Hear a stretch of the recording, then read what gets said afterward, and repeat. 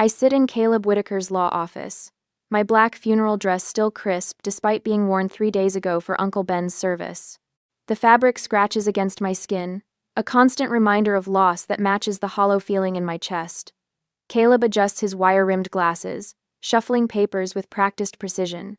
Sunlight streams through Venetian blinds, creating prison bar shadows across the polished mahogany conference table. As the sole beneficiary of Benjamin Thomas's estate, Caleb begins, his voice gentle but firm. You inherit approximately $1.8 million in liquid assets, a majority stake in Arcadia Home and Living valued at $14.9 million, and the Craftsman estate, conservatively appraised at $2.2 million. I nod mechanically, the numbers washing over me like cold water. Uncle Ben had prepared me for this, mentioning the business would be mine someday. But someday wasn't supposed to be at 26.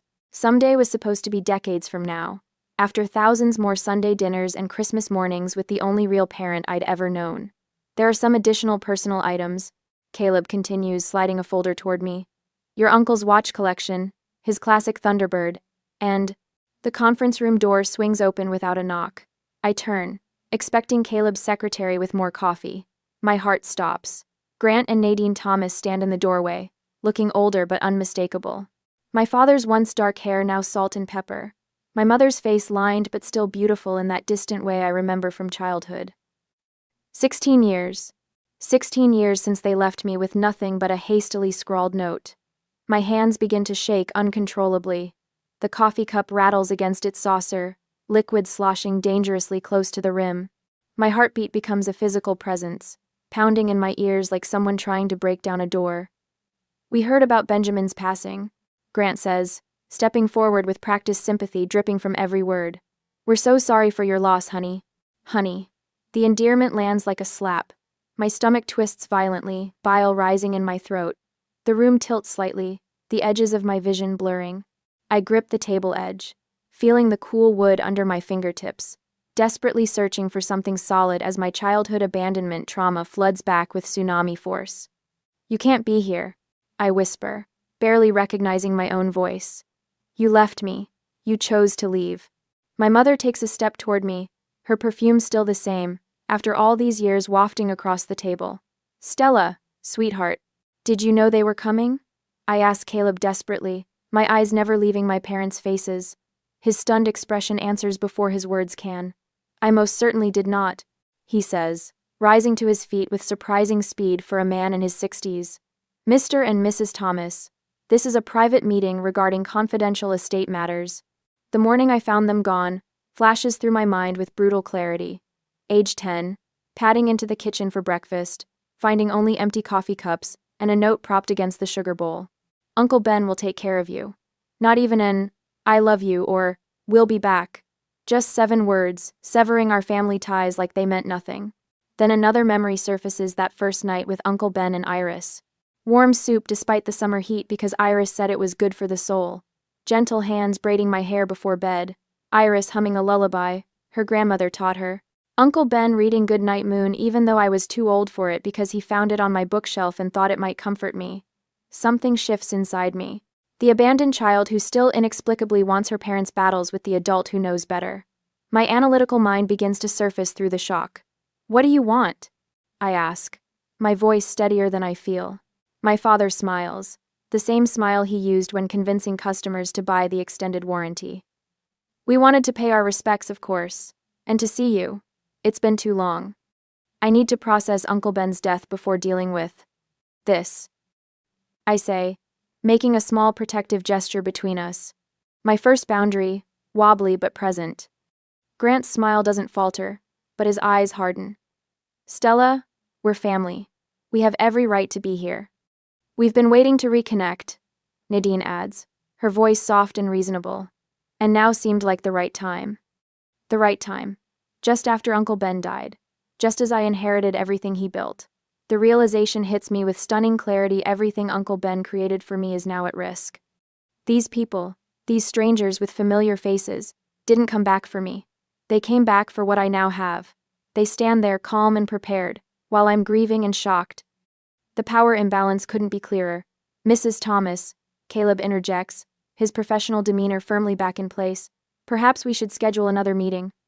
Miss Thomas is still processing her loss, and there are several estate matters requiring immediate attention.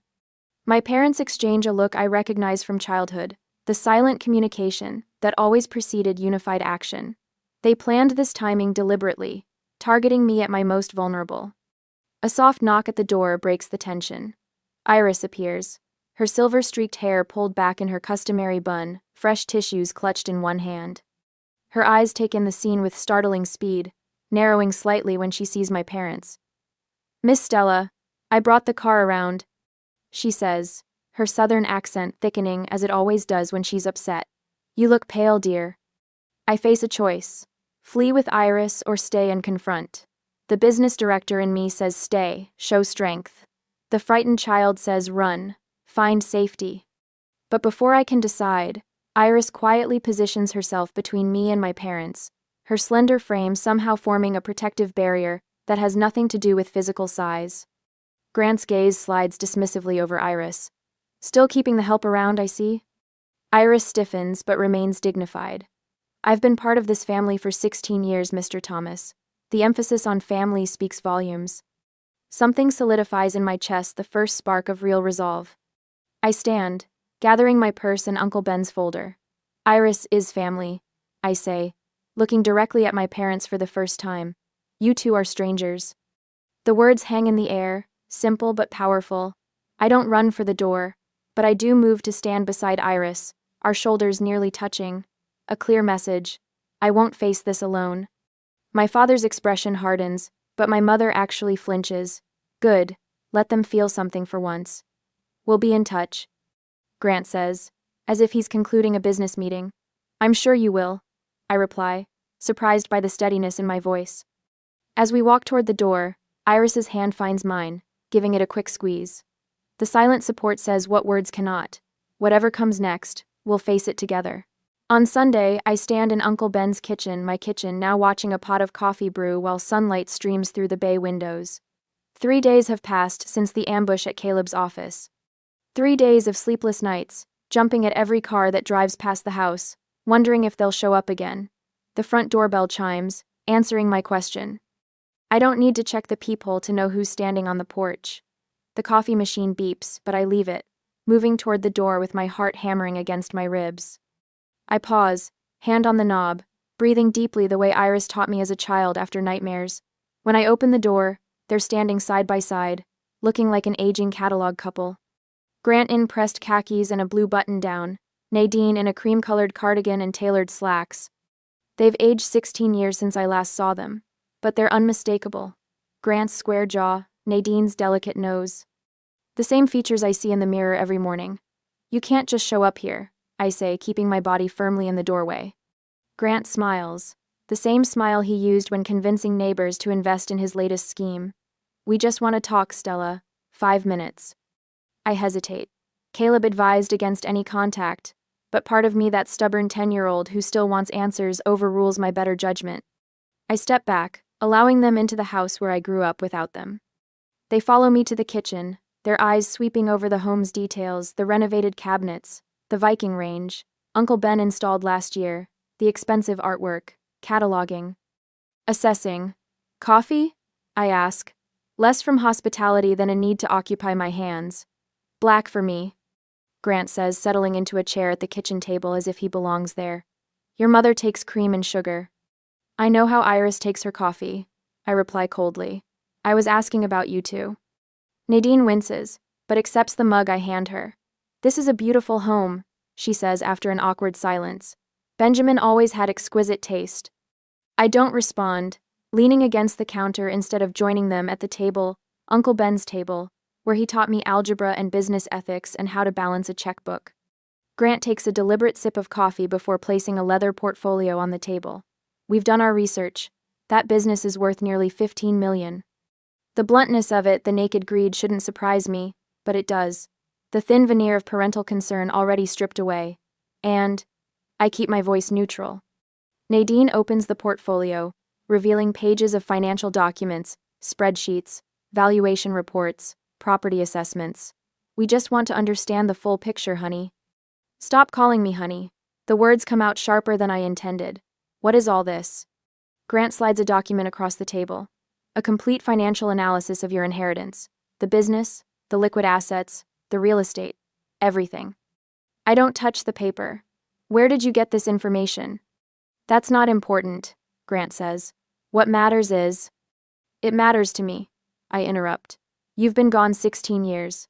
Now you show up 3 days after Uncle Ben's funeral with detailed financial information about his estate? Nadine exchanges a glance with Grant. We tried contacting Benjamin many times over the years. For money, I say, the pieces suddenly clicking into place. You contacted him for money. Neither denies it. He never told me. The realization lands like a punch. Uncle Ben protected me from them, shielded me from their attempts at manipulation. Grant sighs, a practiced sound of exasperation. Your uncle painted a very one-sided picture of us, I'm sure. He didn't need to paint anything. You left a note saying, Uncle Ben will take care of you, and disappeared. That paints its own picture. Nadine reaches for her purse, removing a folder different from Grant's portfolio. There are things you don't understand, Stella. She slides it across the table. I hesitate, then open it. Inside are court documents, custody papers, legal statements, financial records. My eyes catch on a figure from 2009, $13,500. What is this? I ask, though the sick feeling in my stomach tells me I already know. We were in a difficult situation, Nadine says softly. We needed money, and Benjamin offered to take full custody of you if you signed away your parental rights, I finish, scanning the document with growing horror. You sold me for $13,000. That's not how it was, Grant protests, but his eyes shift away from mine. It's exactly how it was. I push the documents back. You legally signed me away for cash. The kitchen falls silent except for the ticking of the grandfather clock in the hallway, Uncle Ben's clock, the one he wound every Sunday evening while telling me stories about his childhood. My entire world shifts beneath me. Uncle Ben wasn't just generous in taking me in, he was protective. He paid them to stay away. Every gift, every opportunity he gave me was part of a shield he built around me. His occasional sadness, the distant look he would get sometimes while watching me open Christmas presents, it all makes sense now. You planned this timing, I say, the realization crystallizing. You waited for him to die. Grant straightens, abandoning pretense. We have problems, Stella. Serious problems. What kind of problems? I owe people, he admits. $85,000 to men who don't take excuses. Nadine adds, and I've been in treatment for depression. The medical bills. She trails off. $45,000 in credit card debt. So, you're here because you need money within what, 60 days? I ask, connecting their urgency to their desperation. Grant looks surprised that I've figured it out so quickly. We're still your parents, he says, leaning forward. Family helps family. Family doesn't abandon family, I counter. Family doesn't sell their child. We'll contest the will if necessary, Grant says, voice hardening. We have rights as your biological parents. I almost laugh. You signed away those rights for $13,000. In court. Legal details can be reinterpreted, he threatens. We had bad representation. The threat hangs in the air between us. These aren't just desperate people, they're dangerous. They have nothing left to lose, which makes them unpredictable. The fact that they're willing to destroy my peace after Uncle Ben's death proves they're formidable opponents. A floorboard creaks in the doorway. Iris stands there, her eyes taking in the scene, the documents scattered across the table, my rigid posture, my parents' desperate expressions. I think that's enough for today, she says quietly but firmly. Grant glances at her dismissively. This is a family matter, Iris. Yes, it is, she replies, moving to stand beside me, and Stella is my family. My parents gather their documents, sensing they've pushed as far as they can today. At the door, Grant turns back. Think about what we said. We'll be in touch. After they leave, Iris guides me to the couch in the living room and disappears into the kitchen. She returns with tea in Uncle Ben's special porcelain cups, the ones we only used when something important happened. You heard everything? I ask. She nods. Mr. Ben saw this day coming. He prepared for it. My phone buzzes on the coffee table. Caleb's name flashes on the screen. Stella, he says when I answer.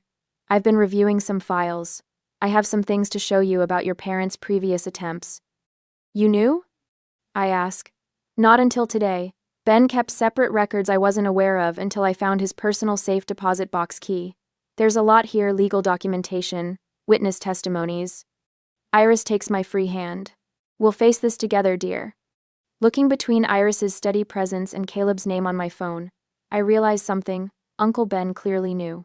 I'm not fighting alone or unprepared. I have a team: Iris with her knowledge of our family history, Caleb with his legal strategy. The foundation for a sustained campaign is already in place. Uncle Ben didn't just leave me his money. He left me the tools to protect it. I arrive at Caleb's office early Monday morning, my leather portfolio clutched against my chest like a shield. The mahogany conference table is covered with neat stacks of manila folders, each labeled in Uncle Ben's meticulous handwriting. Caleb adjusts his wire-rimmed glasses, the morning sunlight catching on the lenses. "Your uncle was nothing if not thorough," he says, sliding a folder toward me. "These are private investigator reports dating from 2019 through 2023. Ben hired someone to document every contact attempt your parents made." My fingertips tingle as I flip through the pages. Photographs of Grant lurking outside Arcadia's flagship store. Transcripts of voicemails left on Ben's private line. Financial requests ranging from $5,000 to $75,000 for various emergencies. "There's more," Caleb says, opening another folder. Audio recordings. Ben installed a special system after the first few encounters. He taps his computer keyboard, and suddenly Grant's voice fills the room, lower and gruffer than I remember but unmistakable.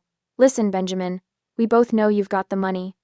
If you don't help out your own brother, I'll cause problems for that precious business of yours. The girl doesn't need to know about this conversation." My stomach clenches. "Play it again." Caleb obliges, and this time I focus on the background noises: clinking glasses, muted conversations. "That sounds like Charlie's Tavern. Uncle Ben never went there. They must have followed him somewhere else and cornered him." Another folder reveals medical emergency letters from my mother, each more desperate than the last. Hospital bills for conditions that, according to Ben's notes, were investigated and proven false. "This is the most significant piece," Caleb says, his voice softening as he places a court document before me. "A restraining order granted in 2021. Your uncle secured legal protection against their harassment." My eyes scan the document, absorbing the judge's assessment of repeated pattern of financial exploitation attempts and deliberate emotional manipulation. "The timing," I say, the realization washing over me. "They've been watching obituary notices, haven't they? They knew exactly when to strike." Caleb nods. "Ben suspected they would. That's why he documented everything, so you'd have ammunition when they inevitably appeared." For the first time since that terrible day in this very office, I feel something besides fear and shock. Power. Real power based on evidence, not just wounded emotion. Uncle Ben hadn't just left me his wealth, he'd left me protection. "I want to meet them," I say, my voice steadier than it's been in days. "But not here. At the store." "Are you certain that's wise?" Caleb asks, concern evident in the slight tilt of his head. "They won't make a scene in public," I explain, already reaching for my phone. "And I want witnesses." 2 hours later, I stand in the center of Arcadia Home and Living's main showroom floor, surrounded by carefully curated furniture displays that Uncle Ben spent decades perfecting. Polished oak dining tables, plush sectional sofas in warm earth tones, handcrafted bedroom sets built to last generations. When Grant and Nadine enter through the front doors, several customers turn to look. My parents are well dressed, as always. Grant in a charcoal suit that can't quite hide his thickening waistline. Nadine in a cream-colored dress that makes her appear younger than her years. I wait until they approach, deliberately positioning myself beside an antique desk that Ben restored himself. My fingers rest lightly on its surface, drawing strength from the connection. "Thank you for coming," I say, my voice carrying just enough to be heard by nearby customers without seeming confrontational. "I found Uncle Ben's files about you, all of them." Grant's confident stride falters almost imperceptibly. A flicker of something: worry? Anger? Crosses his features before his salesman's smile returns. "Stella, honey, I'm not sure what you think you've found, but—" "The court orders," I interrupt, watching his eyes widen slightly. "The restraining order from 2021, the documented harassment, the fake medical emergencies." Nadine steps forward, her perfume a cloud of expensive distraction. "Those were desperate times. We've changed. You can't possibly understand what we were going through. I understand perfectly, I say, sliding a photocopied document from my portfolio. I found the check stub, $13,500. That's what you took to sign away your rights to me. The color drains from Nadine's face. A middle-aged couple browsing nearby stops pretending not to listen. You don't understand the context, Grant says, his voice dropping to an urgent whisper. We had debts, people threatening us. And I was worth $13,000. I keep my voice level, professional. This is a business negotiation now, not a family reunion. That's the price you put on your daughter years ago. For the first time, I see something genuine in my mother's eyes, shame, perhaps, or regret. Grant's jaw tightens as he glances around, noticing the store employees who have strategically positioned themselves within earshot. We should discuss this privately, he insists, reaching for my arm. I step back. There's nothing to discuss. The court records are clear. You have no legal claim to me or anything Uncle Ben left me. We're still your parents, Nadine says, her voice breaking slightly. Biology isn't family, I reply. Uncle Ben taught me that. Grant's face hardens. This isn't over, Stella. Actually, it island. For today. I gesture toward the exit. Please don't return to this store. You're not welcome here. They hesitate, clearly unprepared for this level of resistance. Grant looks like he wants to argue further, but the public setting has robbed him of his advantages. With a final glare, he takes Nadine's elbow and steers her toward the door. I remain standing, straight-backed and still, until the glass doors close behind them. Only then do I allow my hands to tremble slightly, the adrenaline rush beginning to subside. Sarah, our store manager, approaches with an approving smile. Your uncle always said you were stronger than you knew.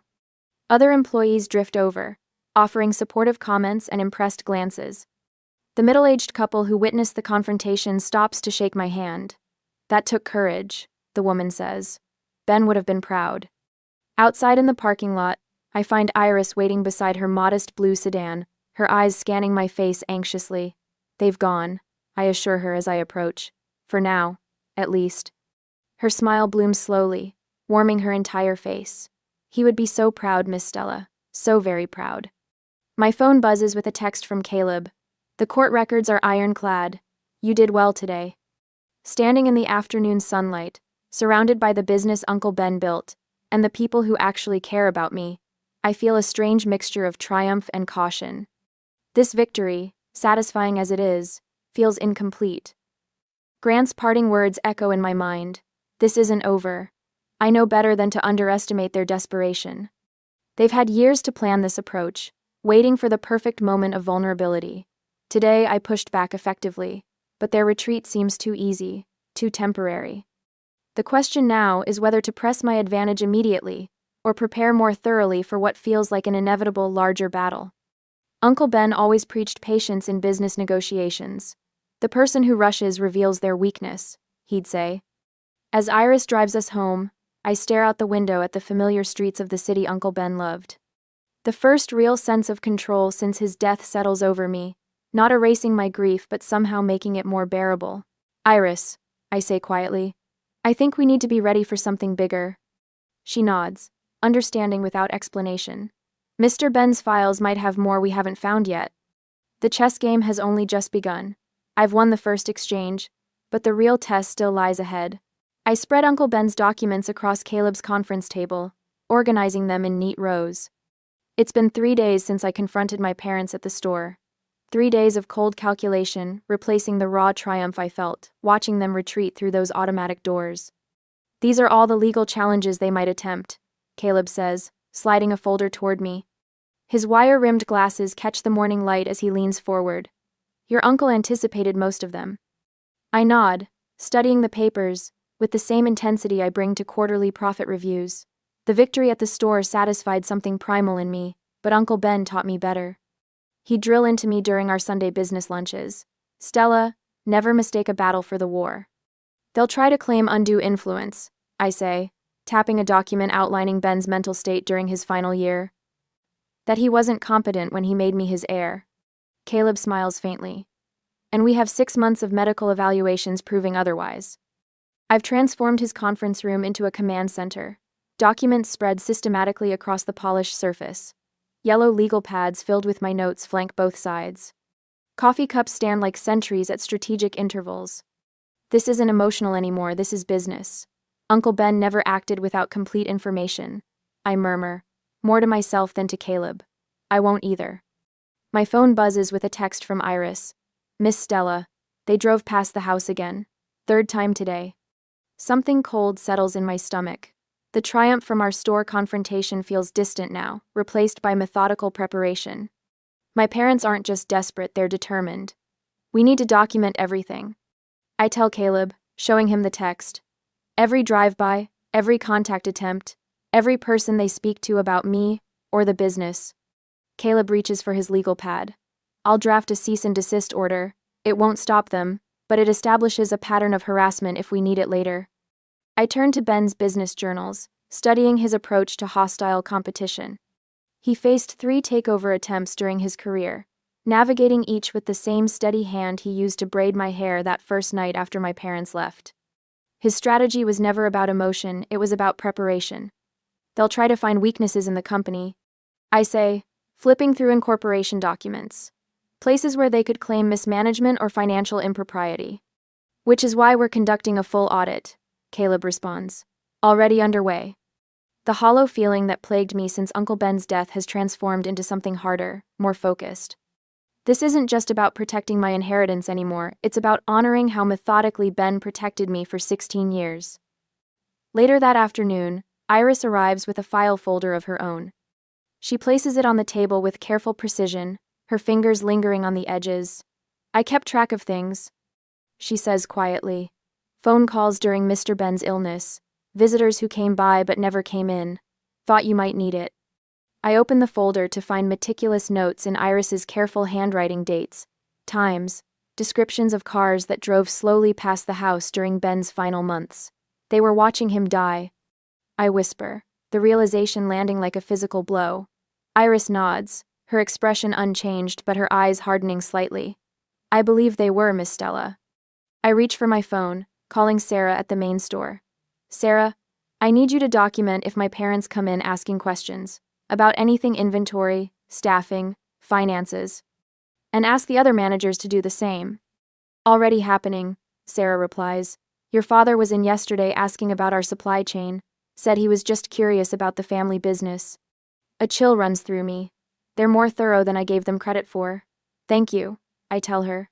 Document everything but don't engage beyond basic courtesy. By evening, we've established a network of watchers, store managers, warehouse staff, even delivery drivers, all alert for my parents' probing questions, not to confront them, just to track them. To build our case without tipping our hand, I'm reviewing security footage from the warehouse when Caleb's phone rings. His expression darkens as the conversation progresses. They've hired Martin Keene, he says after hanging up, the name landing with weight. My stomach drops. The attorney who sued Uncle Ben's company in 2018? Caleb nods grimly. The very same. He knows every vulnerability in the company's legal structure. Your parents have done their homework, Stella.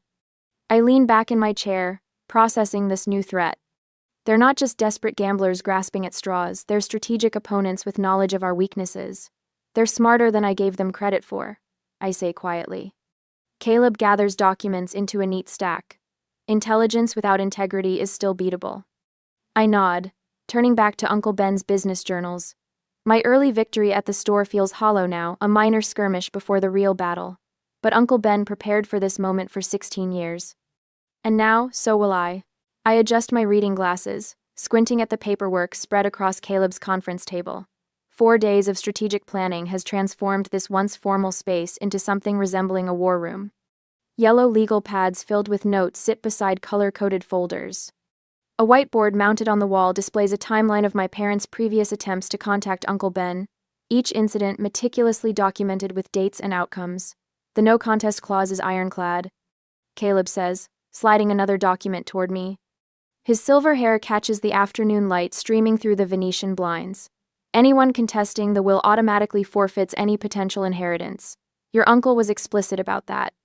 I nod, tracing my finger along the paragraph in question. The language feels like Uncle Ben, precise, thoughtful, leaving nothing to chance. What about the litigation trust? Fully funded and operational. Caleb removes his glasses, polishing them with a handkerchief. Ben established it with enough capital to fight a 5-year legal battle if necessary. My stomach tightens at the thought. Not fear exactly, but the weight of what's at stake. I think of Uncle Ben, how he'd approach this methodical, thorough, leaving nothing to chance. This isn't about a quick victory like the confrontation at the store. This is about securing everything he built, everything he entrusted to me. Miss Stella? Iris appears in the doorway, a leather portfolio clutched against her chest. Her silver-streaked hair is pulled back in its customary bun, not a strand out of place despite the intensity of our preparations. I've collected the statements from all of Mr. Ben's caregivers during his illness. Every nurse, doctor, and therapist confirmed his mental clarity right up until the end. Thank you, Iris. I take the portfolio, adding it to our growing arsenal of documentation. Any word from the store managers? All financial records secured, just as you requested. Mr. Johnson called to confirm the business stability reports are ready whenever you need them. I exhale slowly, mentally checking off another item on our list. We're not winning anything yet, just positioning our pieces on the board with careful precision. The store confrontation was satisfying but ultimately just a skirmish. What we're preparing for now is war. We're approaching this exactly as Ben would have wanted, Caleb remarks, his voice carrying a hint of approval, building a comprehensive defense before they can mount their next attack. Iris hovers near the doorway, her fingers fidgeting with the edge of her cardigan, a nervous habit I've rarely seen from her. Something's bothering her. Iris? What is it? She hesitates, then steps fully into the room. I was reviewing Mr. Ben's will again, and I noticed something I hadn't before. Her voice drops slightly.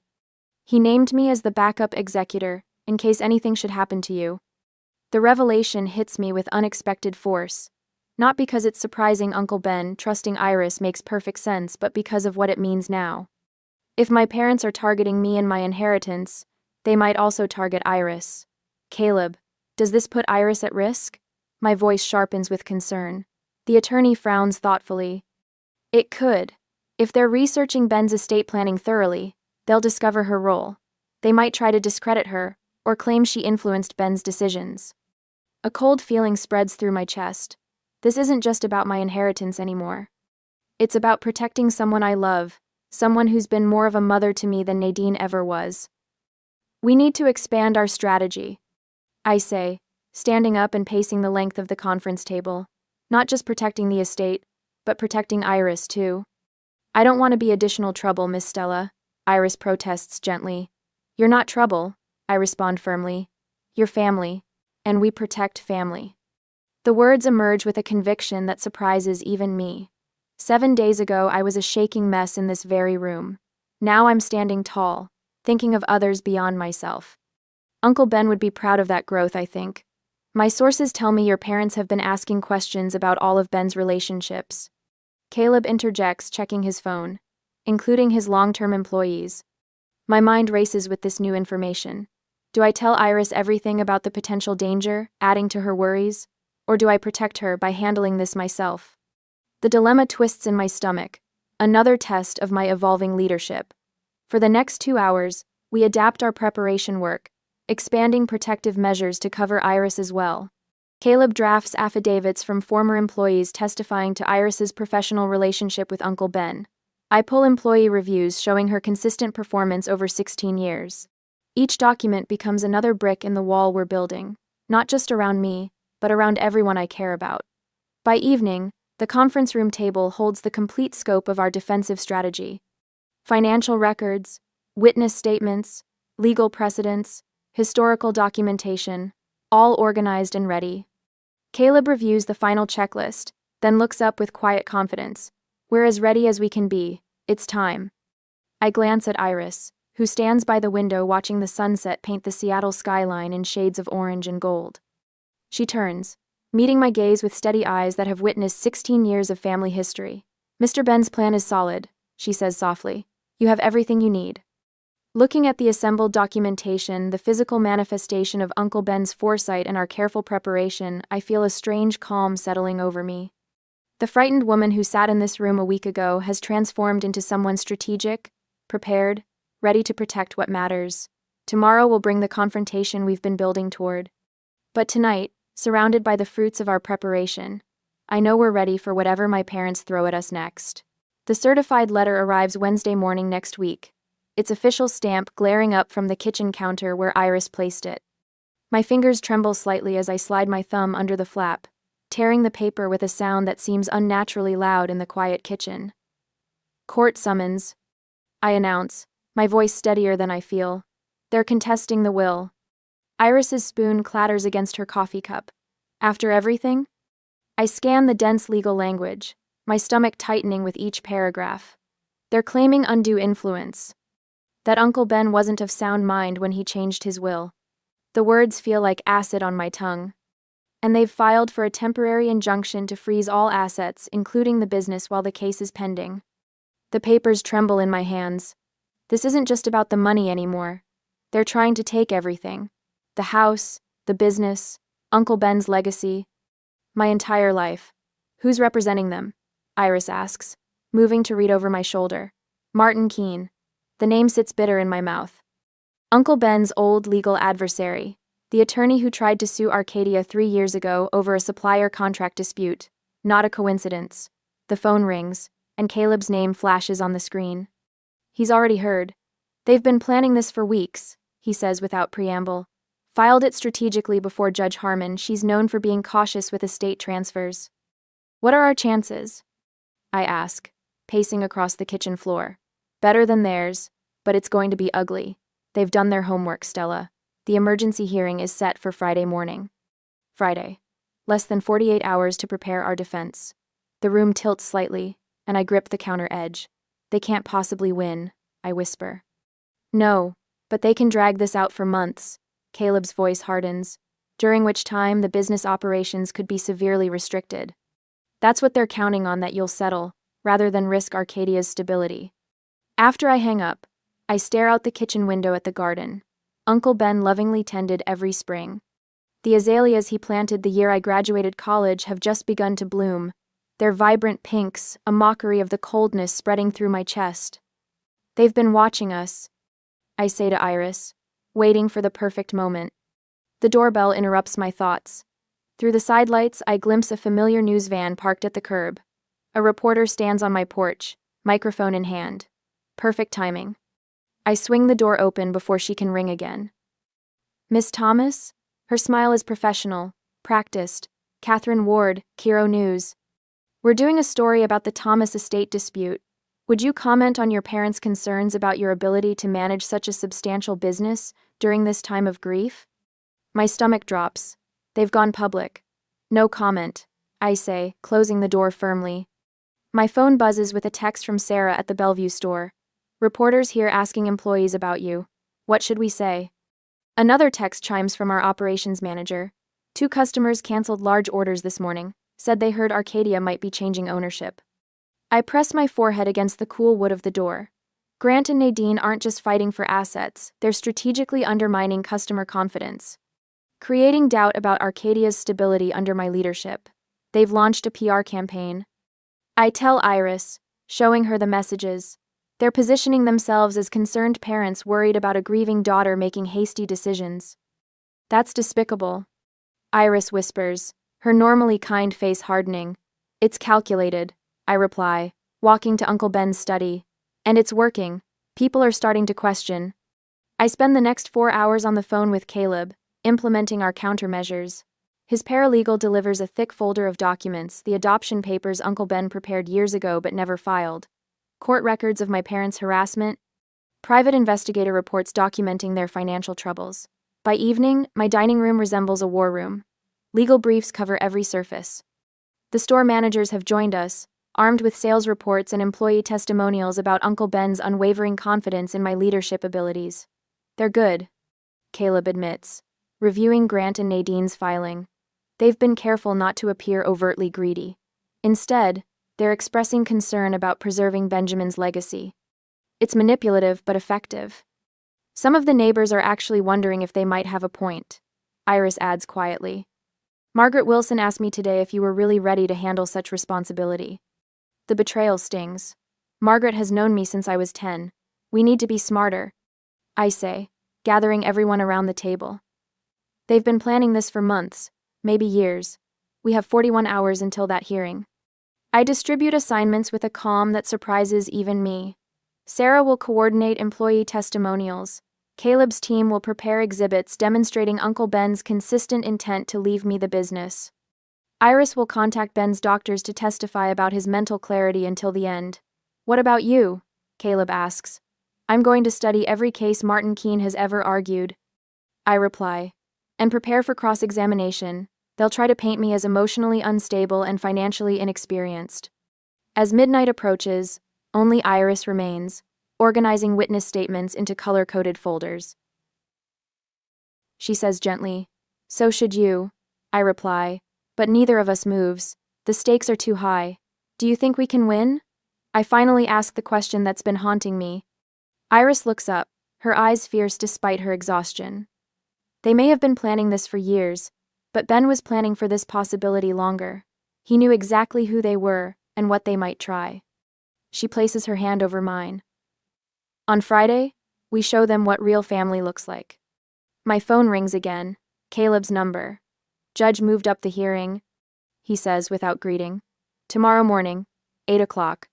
Martin filed for an emergency consideration, claiming urgent business matters require immediate resolution.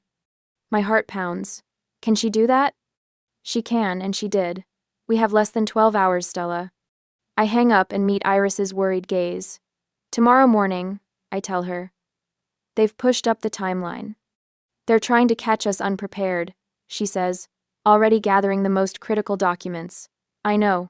I square my shoulders, feeling something hardening inside me. Not panic determination. Call everyone. Tell them to bring whatever they have, finished or not.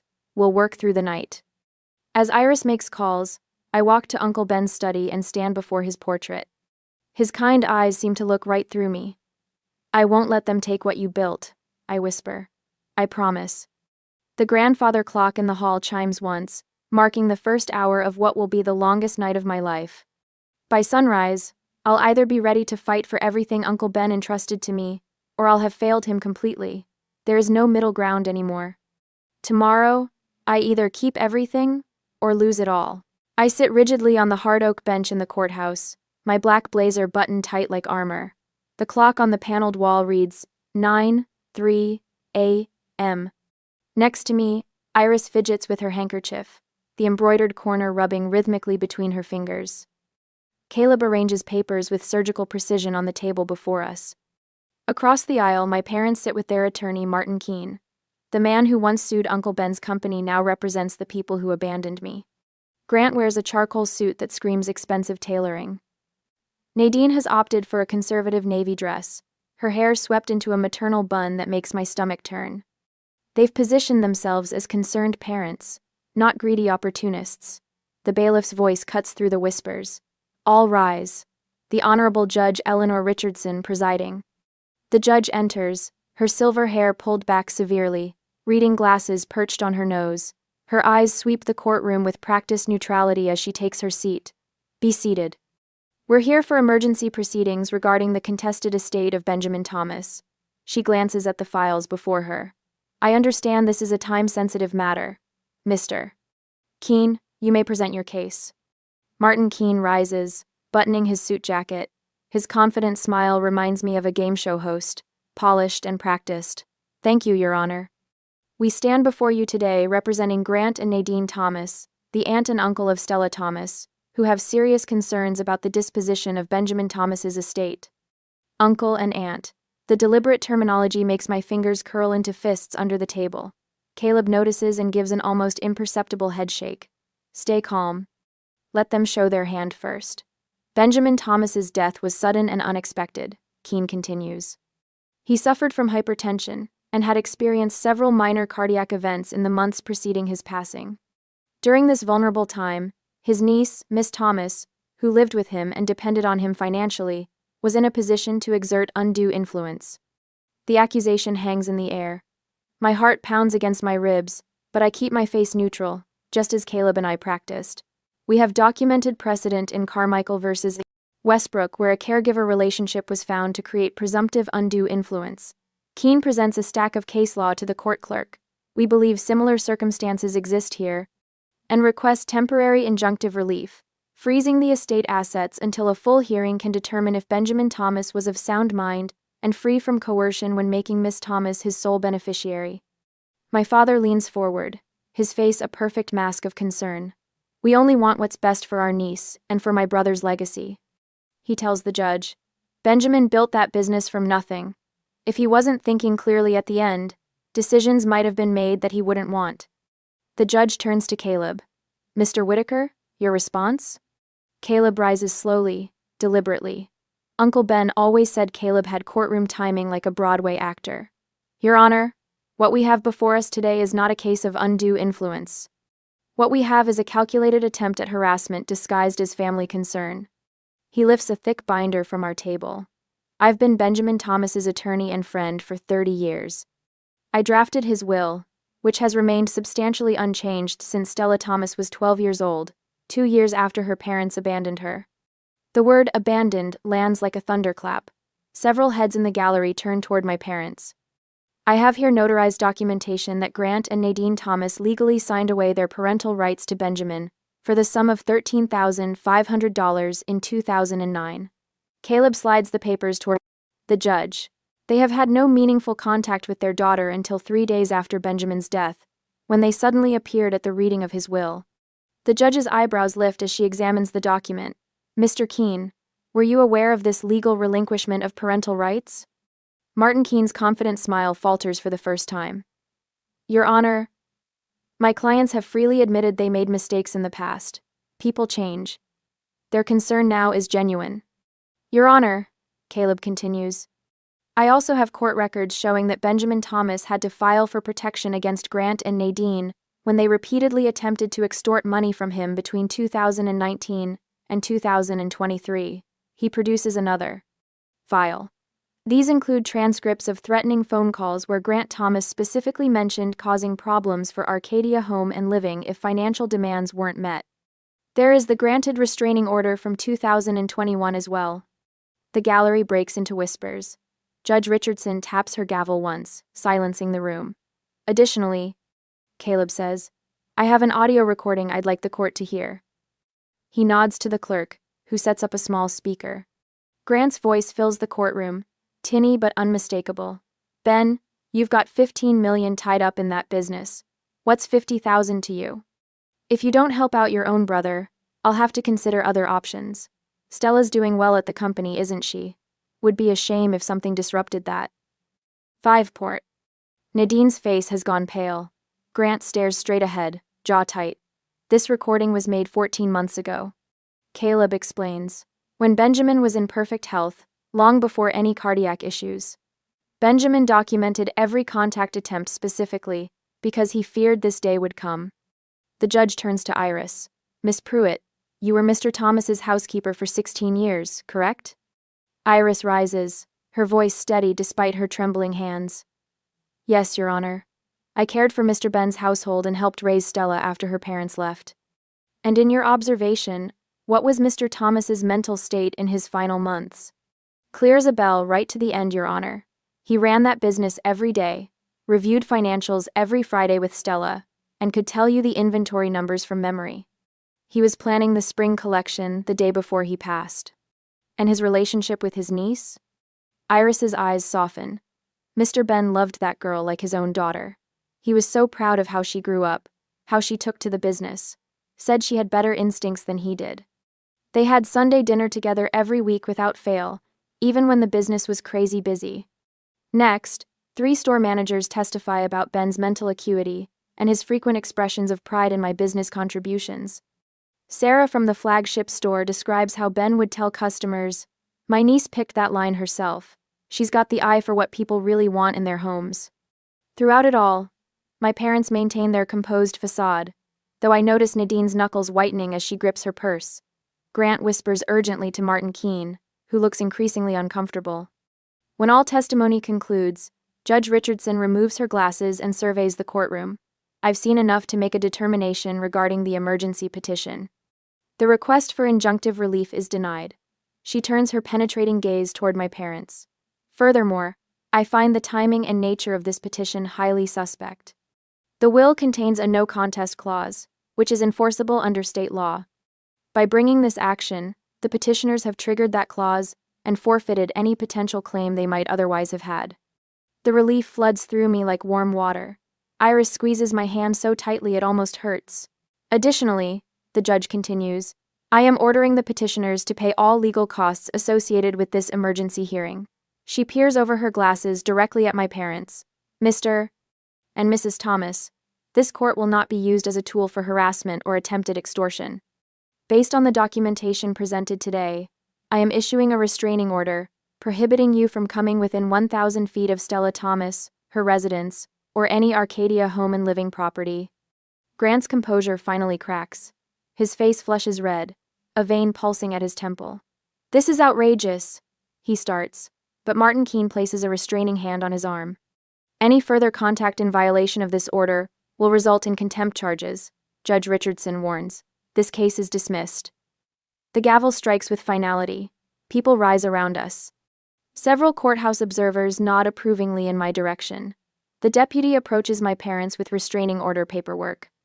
Grant's shoulders slump as he signs, his earlier confidence evaporated. It's over, Caleb says quietly.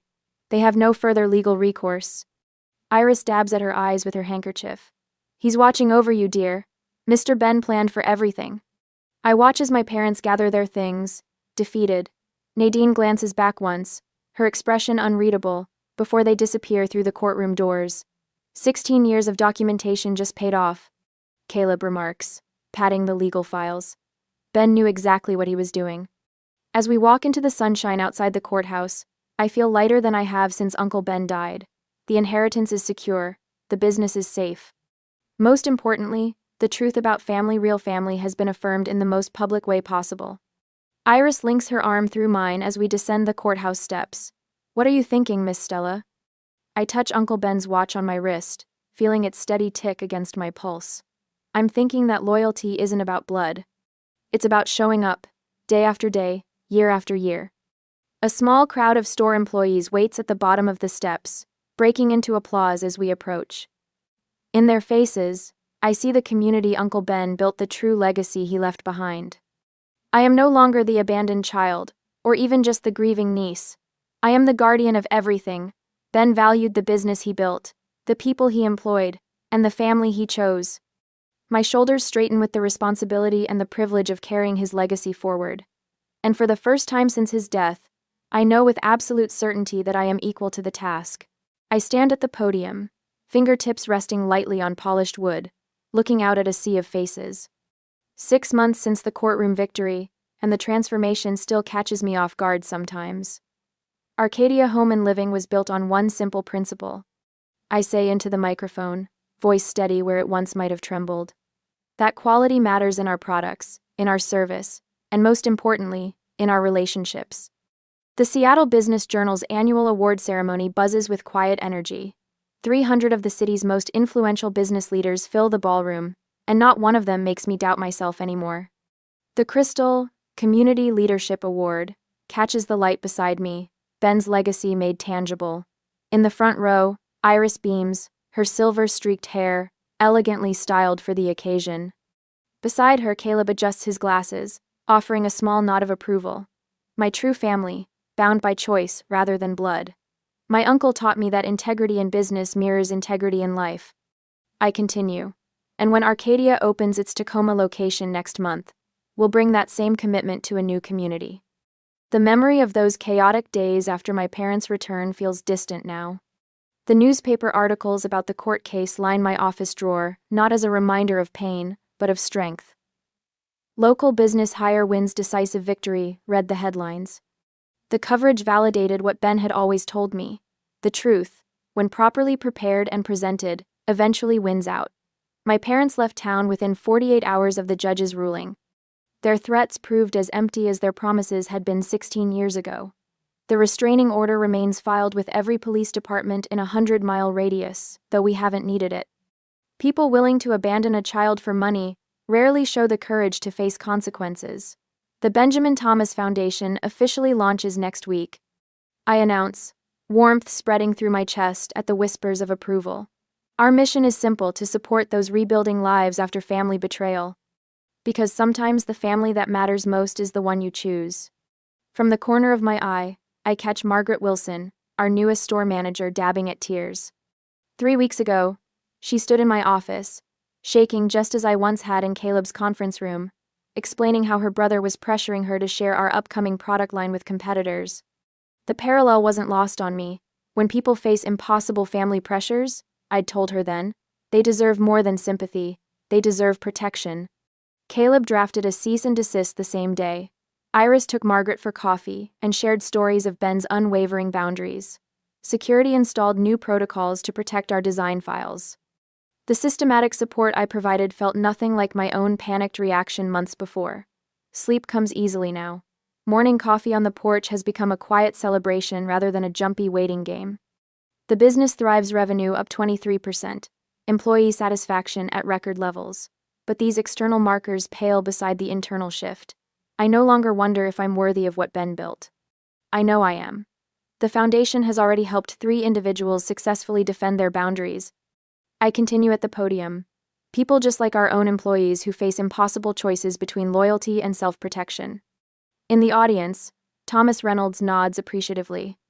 As our youngest department manager, he benefited from the foundation's legal support when his parents attempted to access his newly established investment accounts. The look of relief on his face when I promised company resources still warms my heart. Iris Pruitt will serve as the foundation's program director, I announce, watching her straighten with pride. Her official role as estate manager and family advisory board member has formalized what she's always been, the heart of our unconventional family. Nobody understands better how to help people find their chosen families. After the ceremony, Caleb approaches with champagne flutes. His retainer has been enhanced, making him our permanent legal advisor. Another anchor in the storm. Ben would be proud, he says simply. He prepared me for this, I reply. I just didn't know it at the time. The business center buzzes around us, but my thoughts drift to that first night, after my parents left me, Iris braiding my hair, Ben reading Goodnight Moon. They chose me before I could choose them. Now I honor that choice every day. Back at the estate, I slip off my heels and pad into Ben's old study, my study now. The expansion plans for Arcadia's 3rd location spread across the desk. Decisions that once would have paralyzed me now energize instead. No second guessing, no fear of failure, just clear vision and decisive action. The phone rings. It's the foundation's first scholarship recipient, calling to share that she's completed her business degree. Another life rebuilding, another circle completing. Uncle Ben taught me that love is a choice we make every day. I tell her, the truth of it settling in my bones. Sometimes the hardest part is believing we deserve to make that choice. As I hang up, I catch my reflection in the window. I've become the leader Ben always saw in me. The abandoned child is still there, but she's no longer driving my decisions. Instead, she informs my compassion. The evening breeze carries the scent of Iris's garden through the open window. Tomorrow brings board meetings, foundation work, and interview preparations for the Tacoma store. But tonight, in this quiet moment, I acknowledge the journey. When people show you who they are, believe them, and then choose who deserves your loyalty. Not a lesson I wanted to learn twice, but one I'll never forget. Family isn't who shares your blood. It's who shares your values. Ben knew that. Now I do too. The clock reads 11:47 p.m., but my chemistry textbook swims before my eyes. I blink hard, trying to focus on electron configurations, while empty coffee cups form a graveyard around my desk. 9 hours until my final. 9 hours to memorize an entire semester of biochemistry. The desk lamp casts a yellow glow across my notes, and I squint at molecular diagrams until they blur together. My phone buzzes against the desk. Vanessa's name lights up the screen. My stomach drops. I know that ring. The special tone I set for my sister after the 3rd emergency this semester. The phone keeps buzzing. I watch it dance across my chemistry notes, willing it to stop. But Vanessa never stops. Not until she gets what she wants. On the 7th ring, I pick up. Van? Claire? Her voice trembles.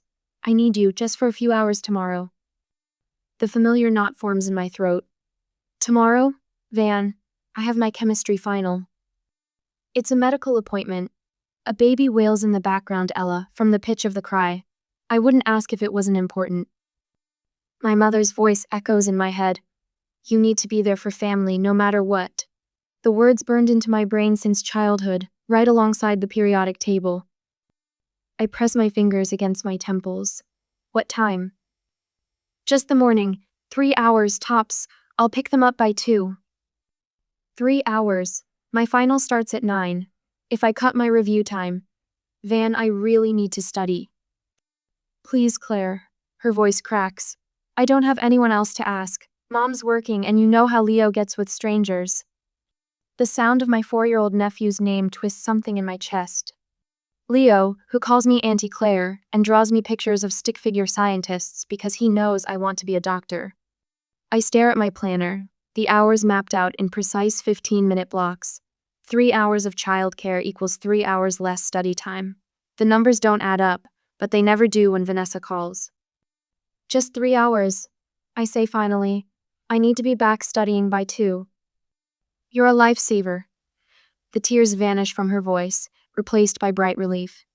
I'll drop them off at 8. I hang up and set my alarm 30 minutes earlier. 7 instead of 7:30. Every minute counts now.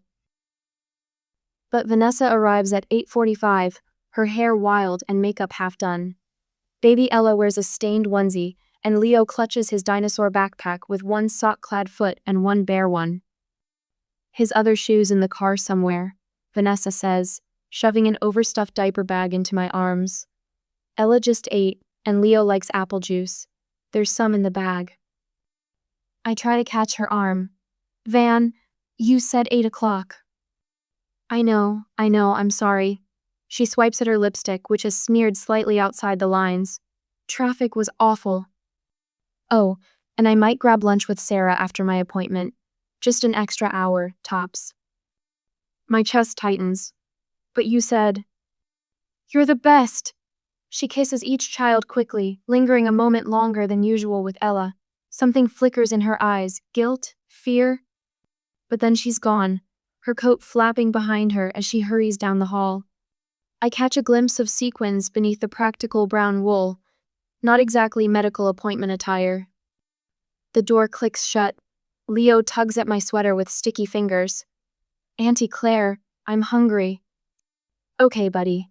I hoist Ella higher on my hip, trying to balance her against my biochemistry textbook. Let's get you some breakfast. Ella starts to fuss, and I bounce her gently while digging through the diaper bag with my free hand.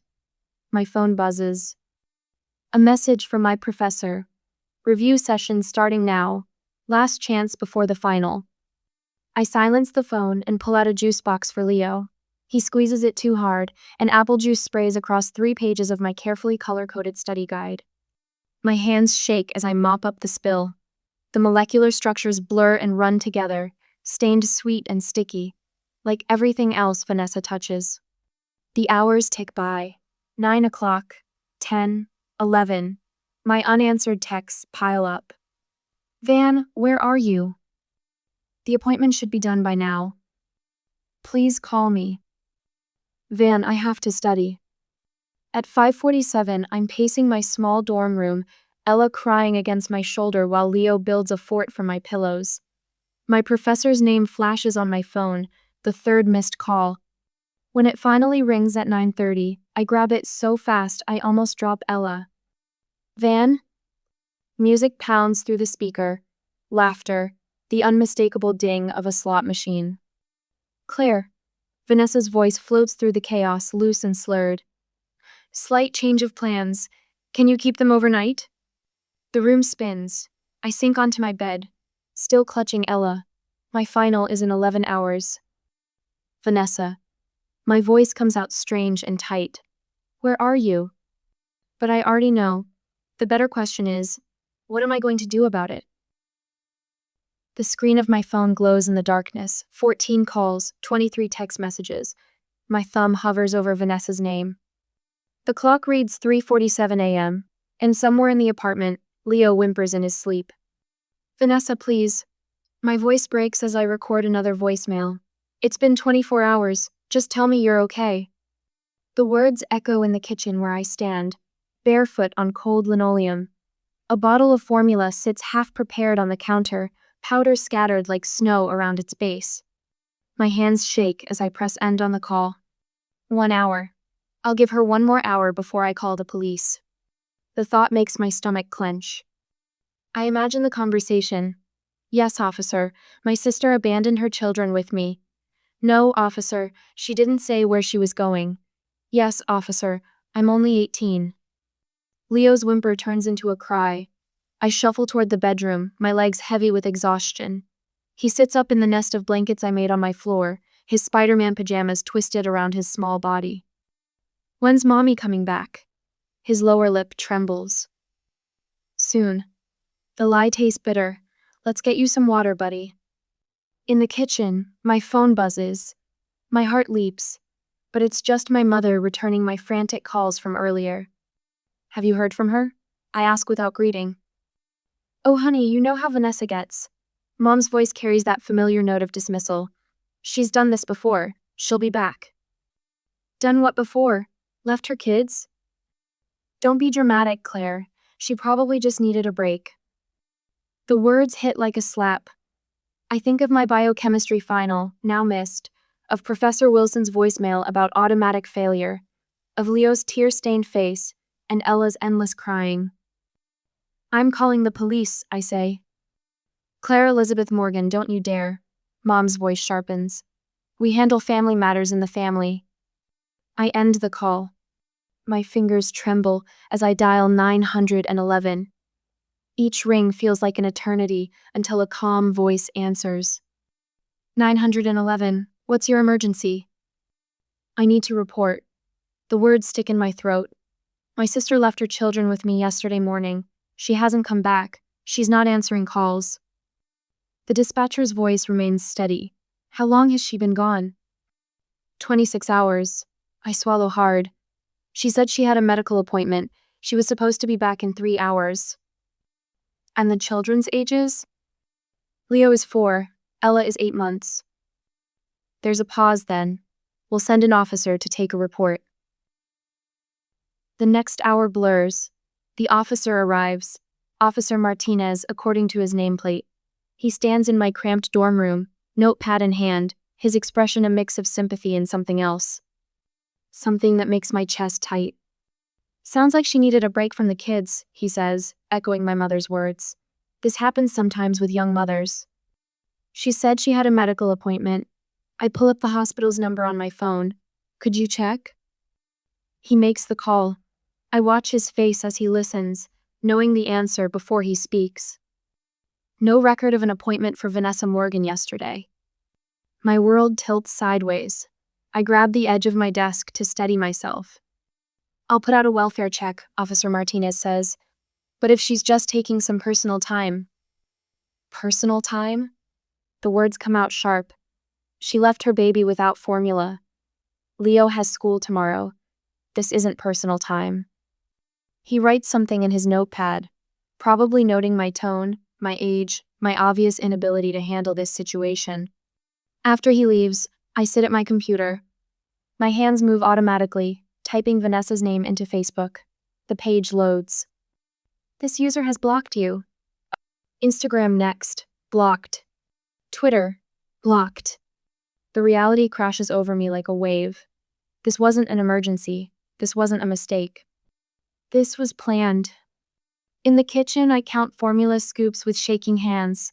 4 bottles left, maybe 5 if I stretch them. Leo needs lunch for tomorrow, but the sandwich bread has gone moldy. My last $20 sits in my wallet, meant for my bus pass to get to my now-failed final. A knock on the wall startles me. Keep it down in there. My neighbor's voice carries through the thin drywall. That baby's been crying for hours. I look at Ella, red-faced and screaming in her makeshift bed, a laundry basket lined with blankets. I've changed her diaper 3 times, but nothing helps. My hands shake as I try to warm another bottle, the formula spilling across the counter. I'm sorry, I whisper, though I'm not sure to whom. To Ella? To Leo? To myself? I pull out my phone and start a new note. Day 2 without Vanessa. I type, then add the time and date. I take pictures. The empty formula containers, Leo's tear-stained face, the failed diaper changes evident in the rash spreading across Ella's skin. Evidence. I need evidence. My professor's voicemail plays again in my head. Missing this final means failing the course. Family emergencies require documentation. I email him anyway, attaching photos of the police report. His response comes quickly.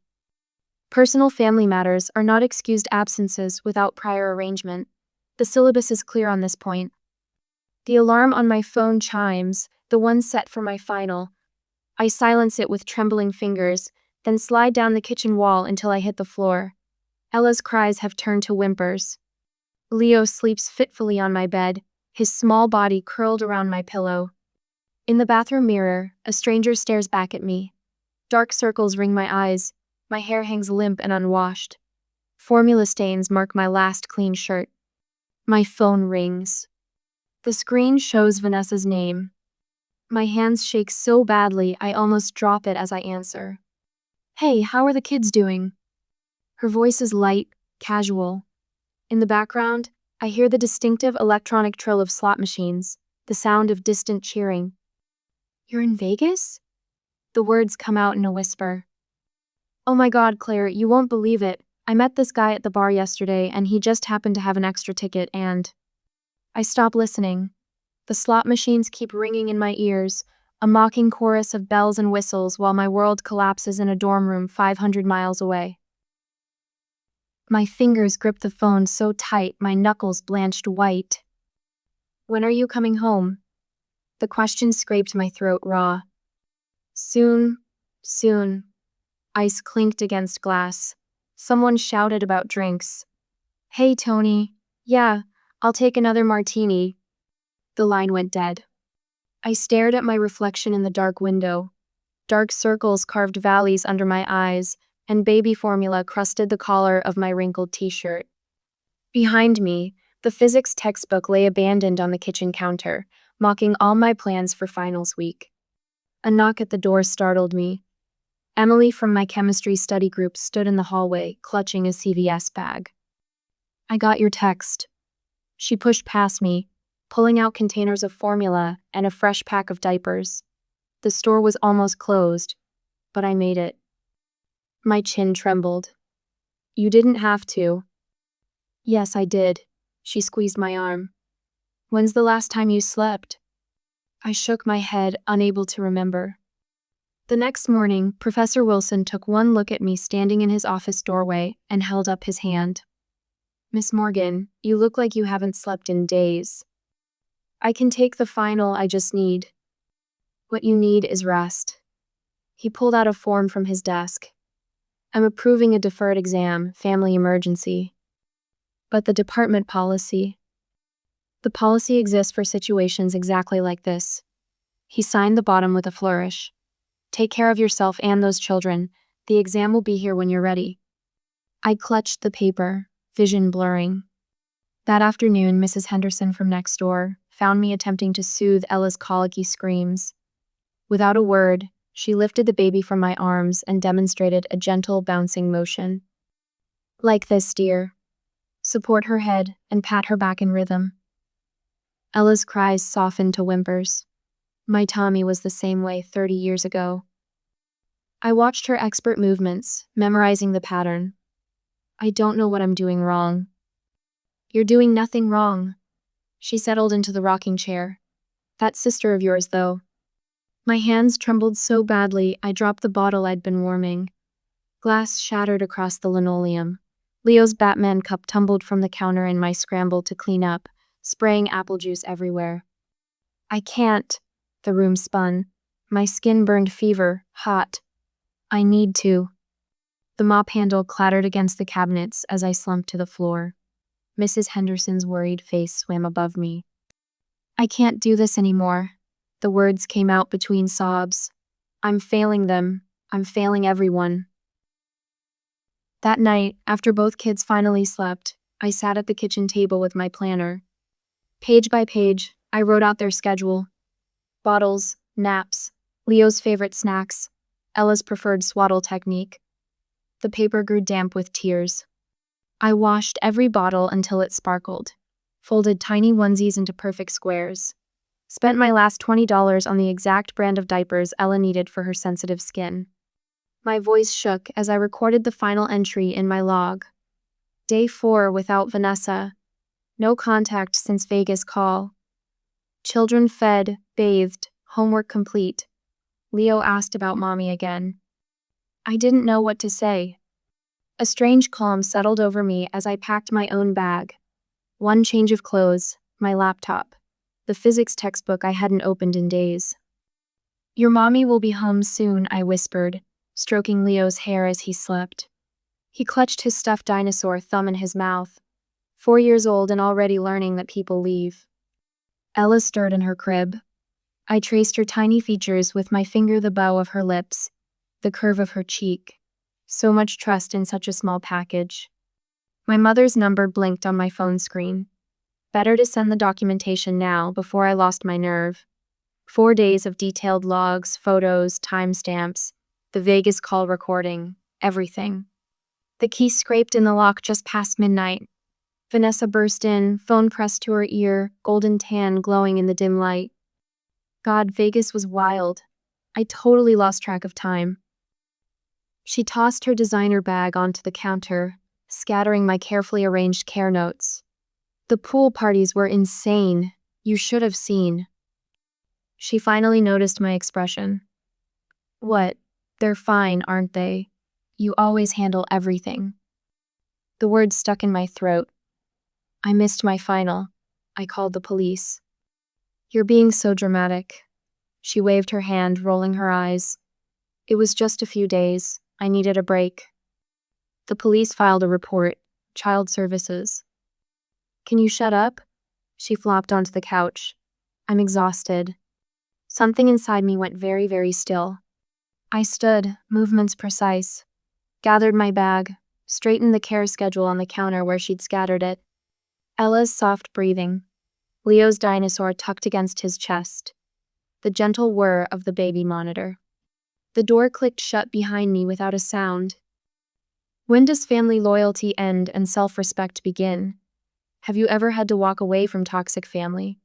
Share your experience. The next day, the train window reflects my hollow eyes back at me, dark circles carved beneath them like bruises. My hands rest in my lap, skin raw and red from 4 days of washing bottles, changing diapers, living someone else's life. The woman sitting across from me keeps glancing over, probably wondering if I'm sick. Maybe I am. My phone weighs heavy in my pocket, loaded with the evidence. 4 days of detailed logs, photos, voice memos recorded in exhausted whispers at 3 a.m. The precise documentation of a sister's betrayal, a mother's willful blindness, a family's pattern of using the reliable one until she breaks. I pull out my phone, thumb hovering over the send all button I created last night. The file will go to Mom, Aunt Sarah, Aunt Beth, everyone who needs to see exactly what happened while Vanessa played in Vegas. Everyone who needs to understand why I finally walked away. My thumb presses down. A soft whoosh confirms the send. 3 seconds pass before Mom's name lights up my screen. I silence it, watching her call fade to a missed notification. Then another. And another. The quiet between each ring feels like permission to breathe. My phone buzzes with Mom's text. You could have just stayed one more day. A laugh bubbles up in my throat, sharp and bitter as black coffee. One more day. Always one more day. One more favor, one more emergency, one more sacrifice of my time, my studies, my life to cover for Vanessa's latest disappearing act. Aunt Sarah's voicemail comes next. I had no idea Vanessa would do this. The lie in her voice stings worse than the truth. They all knew. They'd watched Vanessa dump her kids on me a dozen times before. They just never had to see the aftermath, never had to witness what it cost me to clean up her messes. But Aunt Beth's message lands different. You can stay with me if you need space. No questions asked. My eyes burn as I type back a simple yes. The first word I've said to any of them since walking out of Vanessa's apartment. 2 hours later, I collapse into Beth's guest room bed. The silence rings in my ears. No crying babies, no toddler tantrums, no constant undercurrent of anxiety about what crisis might come next. just quiet. I sleep for 14 hours straight. When I wake, Beth has left soup warming on the stove and fresh towels in the bathroom. I catch my reflection as I splash water on my face. The dark circles haven't faded, but something else has changed. My shoulders have dropped from their permanent hunch. My jaw has unclenched. Professor Wilson's email arrives while I'm picking at the soup. Deferred exam approved, documentation received. The relief hits so hard I have to sit down. One piece of my life, salvaged from the wreckage Vanessa left behind. In the next few days, I eat real meals. I shower without rushing. The color seeps back into my face like watercolor bleeding across paper. And on the fourth night at Beth's, while folding laundry that smells like lavender instead of spit up, I finally break. The sobs come from somewhere deep and primal, ripping through my chest like they might tear me apart. Beth finds me on the floor, surrounded by half-folded towels, keening like a wounded animal. She doesn't try to fix it, just sits beside me, hands steady on my shoulder while years of swallowed pain pour out. The text from Vanessa comes a week later. You promised to watch Leo while I take Ella to her Saturday checkup. Don't flake now. My finger hovers over the reply button. The old instinct screams to say yes, to keep the peace, to be the good sister, the reliable aunt, the eternal safety net. Vanessa's dismissive wave flashes through my mind. You're being so dramatic. The sound of slot machines in the background while I changed her baby's diaper at 3 a.m. The casual way she walked back into her apartment, tanned and rested, while I stood there running on caffeine and pure stubbornness. I set the phone face down on Beth's kitchen counter. You don't owe her anything, Beth says quietly, squeezing my shoulder as she passes. The simple truth of it settles into my bones. A week later, through the family grapevine, I hear about Vanessa's trip to the pediatric clinic, how she struggled to manage both kids alone, how the nurse recognized her name from the missing persons report I filed, how Vanessa's standard excuses fell flat against professional skepticism. She was 40 minutes late, Aunt Sarah reports, voice hushed like sharing gossip rather than evidence of neglect. They made a note in Ella's file, something about welfare concerns. The ripples spread. Friends who once enabled Vanessa's behavior start pulling back. Mom's daily voicemails grow increasingly frantic, begging me to just talk to your sister, she's really trying now. The formal letter from Child Protective Services arrives at Beth's house, forwarded from my dorm address. Vanessa must attend mandatory parenting classes, weekly check-ins. Supervised visits if she leaves the kids with anyone. Her voicemail crackles with rage. Are you happy now? They're making me take classes. This is all your fault. I delete it without replying. The acceptance letter from the Denver Summer Research Program arrives on a Tuesday morning. The crisp letterhead bears my name, my future, my chance to breathe free air untainted by obligation and guilt. My smile feels foreign on my face as I sign the acceptance form. I don't tell Mom, don't tell Vanessa, don't announce it on social media where family can see. This piece of joy belongs to me alone. Later that night, I pack the single photo I kept of Leo and Ella.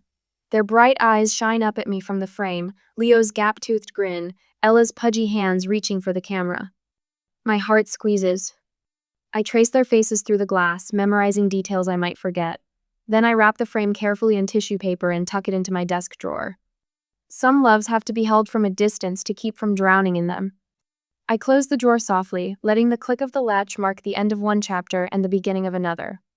One where I choose myself first, where my voice rings clear and true, where no is not a betrayal, but a battle cry. They'll call it abandonment, running away, selfishness. I call it survival. A month later, the microscope clicks into focus under my fingers. Through the lens, bacterial colonies spread across the petri dish in perfect, predictable patterns. Here in the sterile quiet of the Denver Research Lab, everything makes sense. No chaos, no drama, no last-minute emergencies that aren't actually emergencies at all. I adjust my lab coat, still stiff with newness, and make another note in my research log. Around me, other students and researchers move with purpose, focused on their own projects. None of them know about the trail of broken promises and manipulated guilt I left behind in Meadowbrook. None of them care that I haven't spoken to my sister in 32 days. Hey, want to grab lunch? My lab partner Rachel leans against my workstation. That new sandwich place opened across the street. Give me 5 minutes to finish this culture count. Rachel nods and wanders off to gather her things. My phone buzzes in my pocket, the special vibration pattern I set for family messages. I don't need to look to know it's another text from Vanessa. They've been coming more frequently lately, a desperate digital drumbeat. Where are you? Mom won't tell me. Answer your phone, Claire, this isn't funny. You can't just disappear like this. I click to the next microscope field, counting methodically. My mother's voicemails stack up too, her tone shifting from worried to pleading. Please call me back, Claire. I know you're upset, but we're still family. Family? The word doesn't mean what it used to. A letter arrived yesterday, forwarded from my old address. The CPS letterhead made my hands shake when I opened it. Required parenting classes. Mandatory supervision. The consequences Vanessa never thought would catch up to her, spelled out in clean, bureaucratic type. The microscope slides out of focus. I blink hard, realigning the lens. Earth to Claire? Rachel waves a hand in front of my face. You okay? You've been staring at that same spot for like 5 minutes. Sorry, got lost in thought. I push back from the microscope, stripping off my latex gloves. Lunch sounds good. My new roommate, Kate, notices too. That evening, she perches on the edge of my bed while I fold laundry, watching me match socks with mechanical precision. You never talk about your family, she says carefully. Bad blood? I smooth a wrinkle from a t-shirt. Something like that. My phone lights up again. Vanessa's number flashes on the screen, no voicemail this time. She's learning I won't listen to them anyway. But 2 days later, Aunt Beth's message lands like a rock in my stomach. Vanessa showed up at my house looking for you. She seemed different, more scared than angry. In the following weeks, the family gathering photos start appearing on Facebook. Cousin Sarah's graduation party, Uncle Mike's retirement barbecue. In every shot, the space where I should be stands empty. Mom's smile looks strained. Vanessa holds Leo and Ella close, her eyes searching the edges of every frame like she might find me lurking there. Her complaints don't find the same sympathetic audience anymore. The story spins differently when I'm not there to absorb the blame, to smooth things over, to make excuses. The family system creaks and shifts, readjusting to my absence like a body learning to walk with a missing limb. My phone rings on a Wednesday night, 2 months since I walked away. Vanessa's number. My finger hovers over decline. But something makes me answer. The silence stretches between us for 3 heartbeats. Guess you're just gonna ghost your family, huh? Her voice crackles with familiar venom. That's cold. I take a slow breath, tasting the words before I speak them. I didn't disappear. I just stopped making excuses for people who do. The silence returns, heavier this time. I hear her breathing change. The CPS worker said I could lose them. Her voice cracks on the last word. All the acid drains away, leaving something raw and frightened underneath. What did you think would happen when you left them? The question comes out steady, neutral. Not cruel, but not gentle either. I don't. She swallows hard. What am I supposed to do now? Take responsibility for your choices. A sound catches in her throat, half laugh, half sob. I messed up. I know that now. I say nothing. Let the weight of her words fill the space between us. I'm taking these parenting classes. Her voice steadies slightly. They make sense, you know, and I started therapy last week. The counselor says I have to deal with my abandonment issues from Dad leaving. This is your journey to make, I tell her, not mine. She starts to protest, then stops herself. Progress, maybe. When we hang up, my hands don't shake. My chest feels lighter, like setting down a burden I've carried so long I forgot its weight. The calendar on my wall shows Thanksgiving approaching. I trace the dates with my finger, considering. Kate appears in my doorway with a mug of tea. You're thinking about going home, aren't you? I nod slowly. I think I am. Are you sure you're ready? A smile tugs at my lips as I pack my weekend bag, movements calm and deliberate. I check my flight confirmation one more time before answering. I'm not the one who needs to be ready. At the present, my hand trembles on the brass doorknob of my mother's house. The November wind whips fallen leaves around my ankles, and my stomach churns as memories flood back. I close my eyes, draw in a breath that smells of wood smoke and impending snow, and turn the handle. Mom stands in the doorway, her face lined with months I've missed. Silver threads now dominate her temples, where there used to be patches of gray. She opens her arms and I step into them. The hug feels different, tentative, like we're both handling crystal that might shatter. Claire. Her voice breaks on my name. I follow her inside, noting changes. New photos line the hallway wall, where there used to be only Vanessa's children. Among them, I spot my Denver award pictures. Mom must have gotten it from Aunt Beth. The house feels smaller than before, cozier, yet more confined. Like a sweater that once swallowed me whole now pulls tight across my shoulders. Aunt Beth swoops in from the kitchen, flour dusting her apron. "There's my brilliant niece," she announces, pride radiating from her smile. "Everyone, come meet Claire. She's doing incredible research on cellular regeneration in Denver." Mom's hand flutters near my elbow, hesitating before speaking. "Would you like some coffee, honey? I got those vanilla beans you used to." She stops herself. "Or would you prefer something else?" The absence of automatic criticism feels strange, like missing a stair-step in the dark. "Coffee would be wonderful, Mom." A door slams outside. Mom tenses but doesn't rush to help as Vanessa struggles through the front door, juggling bags and children. My sister looks different, their designer clothes replaced by practical jeans and a warm sweater. Her face bears little makeup, and her eyes focus on her children instead of her phone. "Auntie Claire?" Leo barrels toward me, his small body colliding with my legs. "I missed you so much. Did you see my turkey picture? I made it just for you." My throat tightens as I ruffle his hair, noting how much he's grown. "I can't wait to see it, buddy." Vanessa sets down her bags, our eyes meeting across the foyer. The air grows thick with unspoken words. She looks younger somehow, stripped of her carefully constructed facade. More like the sister I remember from childhood, before life's sharp edges hardened her. "Claire." Her voice wavers. "Can we talk? In the kitchen?" I follow her, my feet remembering the path across worn linoleum. Steam rises from the coffee maker, and somewhere upstairs a clock chimes noon. We stand facing each other, the granite counter between us like a border marking separate territories. Tears fill Vanessa's eyes. "I don't know how to make this right." "You might not be able to." The words come out steady, surprised by my own calm. She pulls a folded paper from her back pocket, a certificate with an official seal.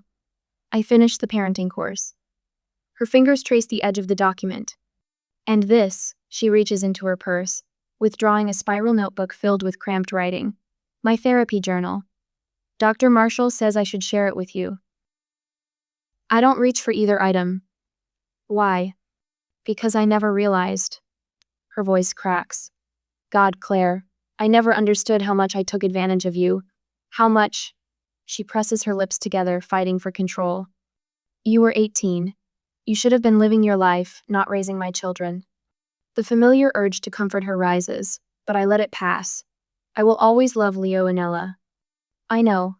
She wipes her eyes with the back of her hand. "But I will never be your emergency child care again." The words ring clear in the quiet kitchen. "Not ever, Vanessa." She nods, no argument springing to her lips. "I understand." "Do you?" "Yes." She meets my gaze. "We can build something new, but it has to be different. I know that now." In the living room, Ella's delighted squeal draws our attention. I step around Vanessa to see my niece, so much bigger now, toddling toward me with outstretched arms. "Up," she demands, and I lift her, breathing in baby shampoo and graham crackers. Leo appears with a crayon drawing. "Look, Auntie Claire, this is from when you took care of us. See? You're reading me a story, and Ella's in her bouncy chair, and—" "It's beautiful," I manage, fighting the tightness in my chest. Mom appears at my elbow. "I'm sorry," she whispers. "I didn't see it clearly before. I was wrong, Claire, so wrong." Across the room, Vanessa watches us, something like respect replacing the entitled expectation I'd grown used to seeing in her eyes. When dinner is ready, everyone pitches in, carrying dishes, filling water glasses, helping Leo with his plate. No one assumes I'll do it all. Later, I help Leo with another drawing while Vanessa cleans up without being asked. Our eyes meet across the room, understanding passing between us, bittersweet but real. Some bridges can't be rebuilt exactly as they were. Sometimes they must be designed anew, with stronger foundations and clearer boundaries. Standing at the sink, watching leaves dance across the darkening yard, I realize that saying no isn't cruel, it's what you do when yes has cost you too much. Like a bone that breaks and heals stronger, some relationships need that clean break to mend properly.